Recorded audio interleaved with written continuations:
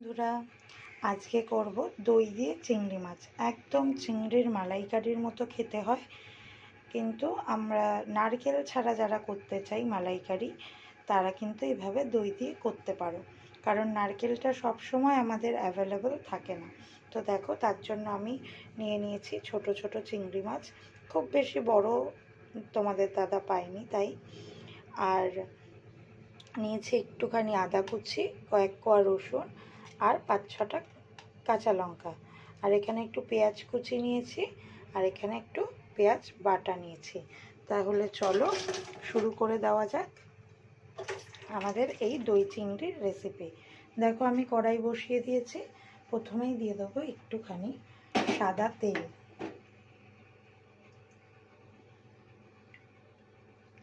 এবং এর মধ্যে দিয়ে দেবো 2 চা চামচ ঘি।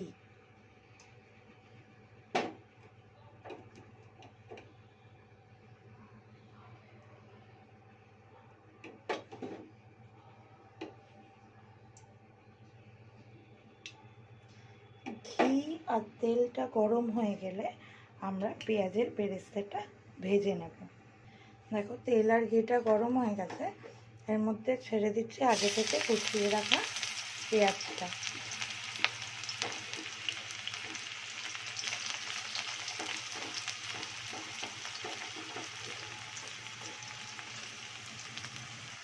এবার এটাকে সুন্দর করে লাল লাল করে ভেজে পেঁয়াজের একটা বেরেস্তা তৈরি করে নেব। দেখো, আমাদের বেরেস্তাটা মোটামুটি ভাজা হয়েছে, গোল্ডেন ব্রাউন হয়ে গেছে। এবার এটাকে তুলে নেব। দেখো, বেরেস্তাটা তুলে নিয়েছি। এবার ওই একই তেলে আগে থেকে ছাড়িয়ে রাখা, নুন হলুদ মাখিয়ে রাখা চিংড়ি মাছটা ভেজে নেব।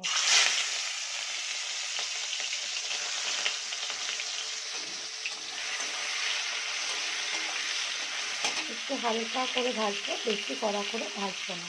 দেখো, এইভাবে ভেজে নিয়েছি। এবার এইভাবেই বাকি চিংড়ি মাছগুলো ভেজে নেব। দেখো, সমস্ত চিংড়ি মাছগুলো ভাজা হয়ে গেছে। আর ওই একই কড়াইয়ে দিয়ে দিয়েছি আর একটু সাদা তেল আর ঘি। এবার এর মধ্যে দিয়ে দেবো একটা গোটা বড় এলাচ, দুটো ছোটো এলাচ, লবঙ্গ, দারচিনি, তেজপাতা আর শুকনো লঙ্কা ফোড়ন। ফোড়নটা দিয়ে একটা সুন্দর গন্ধ বেরোতে শুরু করলে এর মধ্যে দিয়ে দেবো আগে থেকে বেটে রাখা পেঁয়াজ।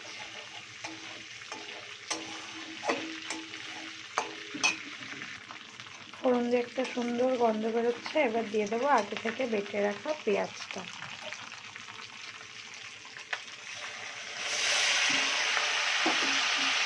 এবার পেঁয়াজ বাটাটাকে একটু লাল লাল করে ভেজে নেব।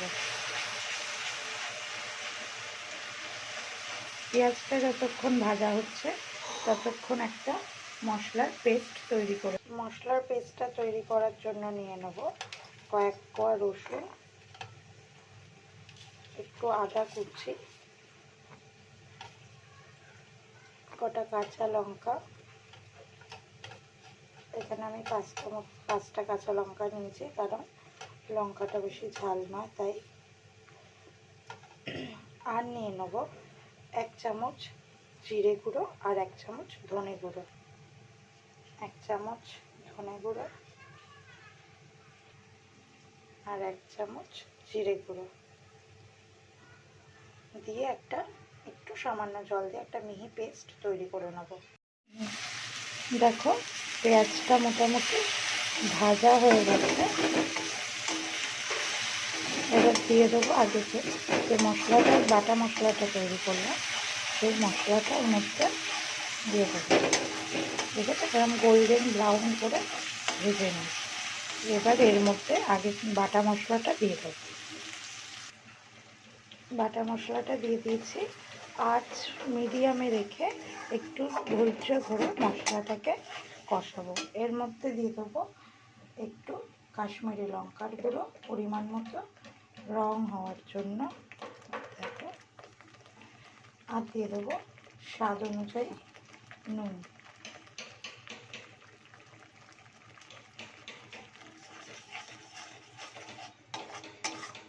এবার ধৈর্য ধরে মশলাটাকে কষাবো যতক্ষণ না তেল ছাড়ছে। যতক্ষণ মশলাটা কষছে ততক্ষণ আরও একটা পেস্ট করে নেব। কাজু আর চালমগজ আগে থেকে ভিজিয়ে রেখেছিলাম সেটা দিয়ে, আর কিছুটা পরিমাণ 4 টেবিল চামচ পরিমাণ টক দই দিয়ে একটা মিহি পেস্ট বানিয়ে নেব।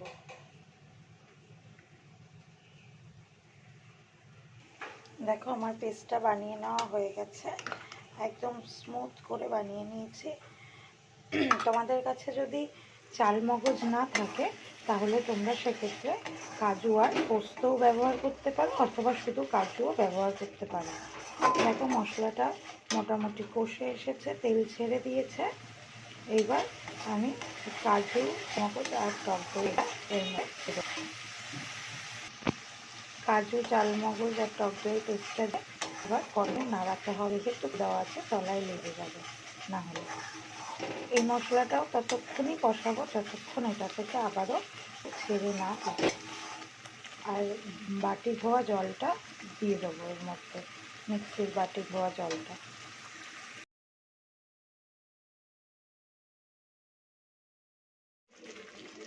দেখো হয়ে গেছে, মশলাটা কষানো, তেল ছেড়ে দিয়েছে। পরিমাণ মতো নুন মাঝখানে আমি একটু অ্যাড করেছি, তোমরা অ্যাড করে নেবে। হ্যাঁ, এবার দিয়ে দেবো আগে থেকে ভেজে রাখা চিংড়ি মাছগুলো। দেখো চিংড়ি মাছগুলো দিয়ে দিয়েছি। এবার এটাকে ভালো করে মিশিয়ে নেব, আর দিয়ে দেবো একটু পরিমাণ মতো চিনি।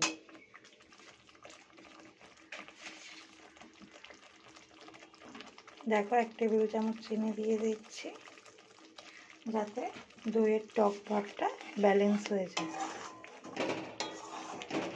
দেখো তেল ছেড়ে দিয়েছে, কি সুন্দর দেখতে লাগছে। এবার একটুখানি এটা কম আছে হতে দেবো। দেখো এটা মিশে গেছে চিংড়ি মাছের সাথে। এবার তোমরা যতটা গ্রেভি চাও সেই মতো আন্দাজ করে একটু উষ্ণ গরম জল দিয়ে দেবে। দেখো আমি দিয়ে দিয়েছি। এবার এটাকে একটু ফুটতে দেবো, ফুটে গেলে আমরা কিন্তু নামিয়ে নেবো একটু ঘি গরম মশলা দিয়ে। এটা ফুটে যাওয়া পর্যন্ত অপেক্ষা করব। দেখো এটা তেল ছেড়ে দিয়েছে, হয়ে এসেছে। আমি একটু গ্রেভিটা বেশি রেখেছি, তোমাদের যতটা গ্রেভি প্রয়োজন তোমরা তোমাদের মতোই রাখবো। এবার এর মধ্যে দিয়ে দেবো 1 চা চামচ ঘি,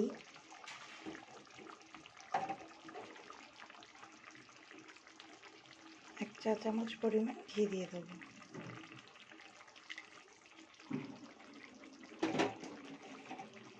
আর দিয়ে দেবো একটু গরম মশলা, আর দিয়ে দিচ্ছি একটু গরম মশলা। আর এটাকে একটু নাবিয়ে নেব। নাবিয়ে তোমাদের দেখাচ্ছি কেমন হয়েছে। দেখো নাবিয়ে নিয়েছি, কত সুন্দর দেখতে হয়েছে। এবার আগে থেকে ভেজে রাখা বেরেস্তাগুলো ওপর দিয়ে ছড়িয়ে দেবো। যখন খেতে দেওয়া হবে তখন একটু নাড়িয়ে নিলে খেতেও ভালো লাগবে, বেরেস্তাগুলো মুখে পড়বে আর দেখতেও সুন্দর লাগবে। এবার তোমরা এটা বানিয়ে দেখো বাড়িতে কেমন লাগে। আশা করি সবার খুব পছন্দ হবে এই দই চিংড়ি মাছ, এবং কমেন্ট করে জানিও কেমন লাগলো। টাটা।